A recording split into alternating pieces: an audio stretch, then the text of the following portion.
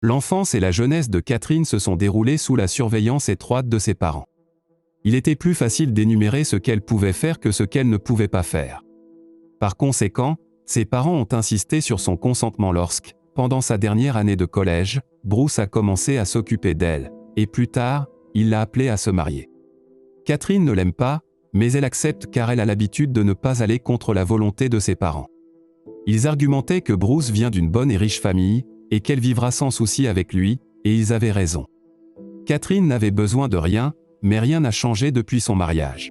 Elle était aussi beaucoup interdite, mais maintenant son mari lui interdit tout. Bruce gagnait bien sa vie et subvenait aux besoins de leur famille.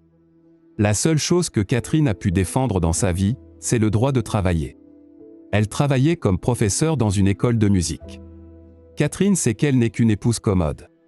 Comme il s'avérera plus tard, ses parents insistent pour que Bruce se trouve une épouse, sinon ils lui fermeront l'accès à l'argent, et il choisit donc la calme et obéissante Catherine.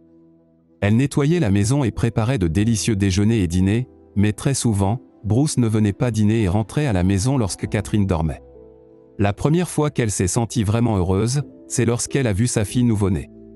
À ce moment-là, elle a compris ce qu'était le bonheur. C'est à la vue de ce bébé que le cœur s'arrête. Les parents du mari vivent depuis longtemps à l'étranger. C'est pourquoi ils n'ont vu leur petite fille que sur les photos. Et les parents de Catherine ont dit qu'elle avait accouché toute seule, et qu'ils ne l'aideraient donc pas. Ils ont assez à faire. Catherine est blessée d'entendre cela, car elle ne demande pas d'aide mais souhaite que ses parents voient leur petite fille. Bruce a beaucoup changé depuis la naissance de sa fille. Il n'était pas satisfait des pleurs de l'enfant la nuit, et maintenant Catherine n'avait pas toujours le temps de préparer le dîner. Les scandales commencent. Catherine calmait son mari du mieux qu'elle pouvait, mais il n'était pas timide dans ses expressions et dans le volume de sa voix. La petite Marie se réveillait et se mettait à pleurer. Catherine appelle ses parents et leur dit qu'elle veut quitter son mari mais ses parents lui disent d'endurer et qu'ils ne l'attendent pas avec sa fille. Son frère vit presque constamment avec eux. Un frère et sa femme doivent faire carrière et gagner leur vie, mais elle a déjà tout. Catherine est allée voir sa fille. À ce moment-là, elle s'est calmée en regardant la petite princesse. Cela a duré encore 4 ans. À ce moment-là, Bruce est passé des cris à l'agression. Catherine appelle à nouveau ses parents et leur raconte tout. Elle s'attend à ce qu'ils la protègent, mais la réponse est la même qu'avant, ils n'ont pas besoin d'elle. Elle dit à sa fille Marie, « Ma fille, sois un peu patiente. Nous allons bientôt partir. » En même temps, elle économise de l'argent. Bruce ne lui avait pratiquement pas donné d'argent liquide depuis longtemps. Il n'achetait que ce dont il avait besoin, mais elle trouvait des moments où il ne pouvait pas le faire, alors elle économisait de l'argent. Elle a acheté quelque chose de moins cher ou n'a rien acheté. Catherine a compris que, pour la première fois, elle et sa fille avaient besoin de quelque chose de plus que son salaire. Après tout, la maison appartient à son mari, comme tout ce qu'elle contient. Aujourd'hui, elle réalise qu'elle a fait cela pour une raison. Hier, une fois de plus, son mari n'est pas venu passer la nuit. Catherine a à peine fermé les yeux toute la nuit. La fille a été malade et elle est restée près d'elle. Bruce est entré dans la maison vers 11 heures. Catherine n'a pas répondu immédiatement à son cri, et lorsqu'elle s'est approchée, elle a vu qu'il n'était pas seul. Il dit, « Catherine voit à quoi une épouse doit ressembler », et il montra du doigt une jeune fille généreusement maquillée. Catherine est restée silencieuse. Oui, elle n'avait pas le temps de se peigner quand un enfant est malade. Elle ne se soucie pas de ces petites choses, et elle a compris que quoi qu'elle dise en réponse, cela n'aurait aucune importance. Prends tes affaires et le bébé et pars maintenant. Il y aura une autre hôtesse que je n'ai pas honte de montrer à mes amis, et tu comprends que tu ne verras pas de pension alimentaire à part entière. Pendant que Catherine rangeait ses affaires, elle a appelé sa mère et lui a tout raconté. Elle a entendu en réponse que son mari avait raison, qu'elle devait prendre soin d'elle, et qu'elle était elle-même à blâmer. Elle a également dit que s'asseoir sur le cou de vieux parents devrait être honteux à son âge, mais elle n'allait pas s'asseoir sur le cou de ses parents, et pour une raison quelconque, elle espérait qu'ils donneraient un abri à Marie et à elle pour la première fois. Catherine a mis la plupart des affaires de sa fille dans un sac de voyage, et quelques-unes des siennes dans un sac, puis elle est entrée dans sa chambre. Marie se tenait à la porte. Elle était habillée, elle avait un sac à dos derrière le dos et dans ses mains se trouvait un lapin bien-aimé. « Maman, j'ai tout entendu. Je suis prête. » Catherine a pris sa fille dans ses bras. Quand Catherine était dans le couloir, elle a entendu écris-moi l'adresse ou envoyer le reste de tes affaires. Demain, la femme de ménage viendra tout récupérer. Catherine répond sèchement, sur le lieu de travail, et elle est même un peu contente que la garde-robe soit grande. La femme de ménage tante May est une bonne femme, et elle va tout emballer si Bruce ne le jette pas aujourd'hui.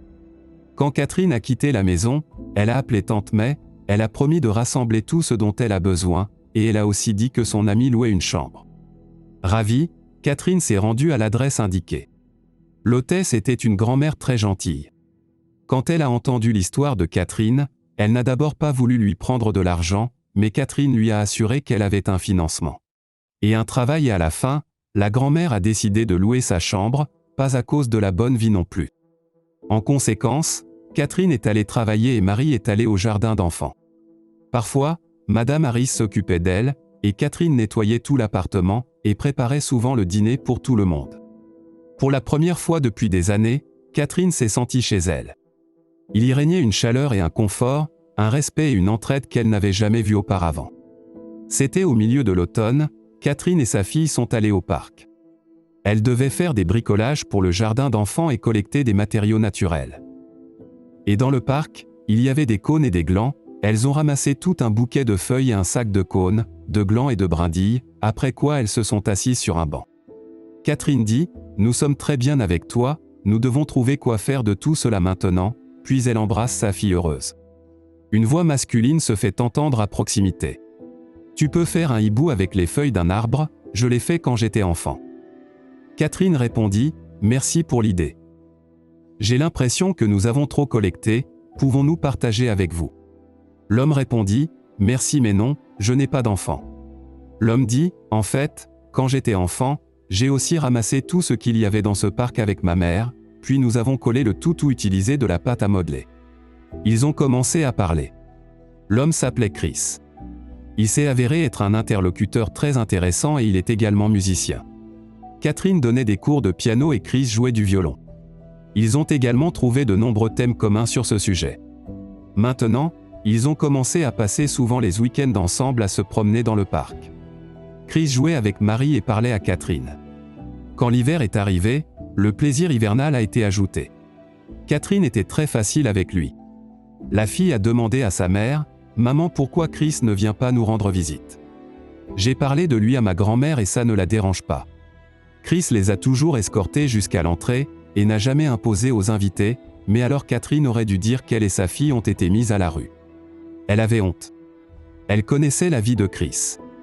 Il ne s'est jamais marié, il avait une petite amie mais elle l'a trahi et donc il vivait seul. Il travaillait dur et voyageait aussi. Lors de la promenade suivante, Marie l'invita à lui rendre visite et il ne put lui refuser. Il ne la regarda pas de manière accusatrice à la surprise de Catherine lorsqu'elle raconta leur histoire. Une année passa, ils cueillirent à nouveau des feuilles et des châtaignes, mais maintenant ensemble, Catherine avait depuis longtemps réalisé qu'elle était tombée amoureuse de lui. Mais Chris ne fit aucun mouvement dans ce sens. Pendant que sa fille jouait avec les feuilles, elle s'est tournée vers lui et lui a dit « Chris, je ne peux plus me taire, je t'aime. » Et elle l'a regardé dans les yeux. Chris lui a répondu « Catherine, il y a une raison pour laquelle nous ne pouvons pas être ensemble. » Catherine lui a demandé « As-tu une famille ou as-tu peur de la différence d'âge ?» L'homme a répondu tristement « Non, la question est différente, j'aurais dû te parler de cela il y a longtemps. Il y a un an, lorsque nous nous sommes rencontrés, je revenais de chez le médecin et je voulais me rendre dans des endroits qui me sont proches. 6 mois auparavant, j'ai reçu un diagnostic terrible, et j'ai subi une chimiothérapie dans une clinique en Israël. Mais le temps a été perdu, et les médecins m'ont donné 6 mois. Mais vous et Marie avez prolongé ma vie. Pour moi, je ne sais pas combien il me reste. » Catherine ne savait pas quoi lui dire. Après une courte pause, Chris a continué. « Maintenant que tu sais tout, trouveras-tu du temps pour moi demain après-midi ?» Elle acquiesça, elle n'avait pas de mots, et le reste de la promenade fut silencieux. Chris est passé prendre Catherine au travail. Le lendemain, ils sont allés chez le notaire. Catherine n'a même pas regardé ce qu'elle signait. Elle a entendu quelque chose à propos d'une maison et d'un compte bancaire, mais ses pensées n'étaient pas là. Lorsqu'ils ont quitté le notaire, Chris a dit « Déménage dans ma maison qui est maintenant aussi la tienne. Je n'aurai pas le temps de te donner de l'amour et de l'attention à toi et à Marie, mais je laisserai derrière moi une maison et de petites économies. Malheureusement, Jean ait dépensé la plupart en Israël. Le lendemain, Catherine et sa fille emménagent avec Chris, et lorsqu'une semaine plus tard il est admis à l'hôpital, Madame Harris s'y installe également. Elle est tellement attirée par Catherine et Marie, qu'elle est très heureuse lorsqu'on lui demande de l'aide. Catherine vivait pratiquement à l'hôpital et Madame Harris y amenait Marie une fois par jour. Un mois s'est écoulé et Chris a compris qu'il lui restait très peu de temps à vivre. L'homme a dit doucement, « Catherine, tu dois me promettre quelque chose. » Catherine s'est assise plus près de lui. « Catherine, toi et Marie devriez être heureuses. N'aie pas peur de laisser le bonheur entrer dans ta vie, et ne laisse personne te traiter comme ton mari l'a fait. » Catherine dit en essuyant furtivement ses larmes, « Je te le promets. » Les funérailles ont été suivies par tout l'orchestre dans lequel Chris a joué. Et après 40 jours, un concert lui a été dédié dans le théâtre où la petite fille Marie a pris la scène, s'est assise au piano et a joué son air préféré. Cela fait 6 ans, Madame Harris était en train de cuisiner dans la cuisine. Aujourd'hui c'était un dîner de gala, Marie a gagné le concours régional. Elle jouait déjà du piano de façon assez virtuose. Catherine, Marie et Michael devaient arriver à la maison bientôt. Catherine a trouvé son amour et Marie l'appelle papa. Ils sont assis le soir, et regardent les fragments de la compétition à la télévision, et sont fiers de leur fille. De l'autre côté de la ville, Bruce regarde le même programme. Il n'est plus le même qu'avant. Ses parents l'ont retiré de l'entreprise en réalisant qu'il la tirait vers le bas. La jeune fille a disparu en même temps que l'argent. Il était seul à regarder les nouvelles, et ne pouvait pas comprendre ce qui lui était si familier chez cette fille. Et comment pouvait-il comprendre cela s'il ne regardait presque jamais sa fille, et que Michael l'avait adoptée en lui donnant son nom de famille et son patronyme. Pendant la cérémonie de remise des prix, la jeune fille a déclaré « Je dédie cette victoire à Chris qui nous a donné, à ma mère et moi, la foi en la vie après la trahison de mon père. »